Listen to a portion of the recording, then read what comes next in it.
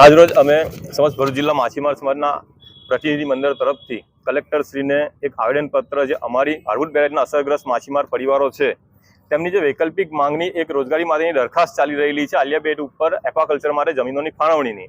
તે 2018ની સાલમાં જ્યારે બીએન નવલાવાલા સીએમસીના અંગત સચિવ હતા તેમની સાથે વાતચીત દરમિયાન અને ઘણી મિટિંગો થયા બાદ એ દરખાસ્ત અમે અમારા પરિવારોની યાદી જોડે રજૂ કરેલી હતી। 2018થી દરખાસ્તને અમને એવું વચન આપવામાં આવેલું હતું કે આ દરખાસ્ત જ્યારે હાર્બુટ બેરેજનું કામ નર્મદાની વચ્ચે જ્યારે ચાલુ થશે તે સમયે તમારી દરખાસ્તની માંગ પૂરી કરી દેવામાં આવશે, તે પહેલા તમારી માંગ પૂરી થઈ જશે।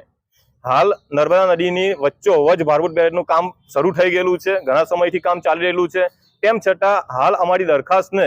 6 થી 7 વર્ષનો સમયગાળો થઈ ગયેલો હોવા છતાં અમારી દરખાસ્તની કામગીરી મંદ ગતિએ ચાલી રહેલી છે। દરખાસ્ત અંતિમ તબક્કામાં છે, તેમ છતાં પણ એનો ન્યાયિક નિર્ણય લેવામાં આવી રહેલો નથી। હાલ માછીમારોની જે પડતર છે તે વિસ્તારમાં લગભગ 80%થી પણ વધારે ઘટાડો મત્સ્ય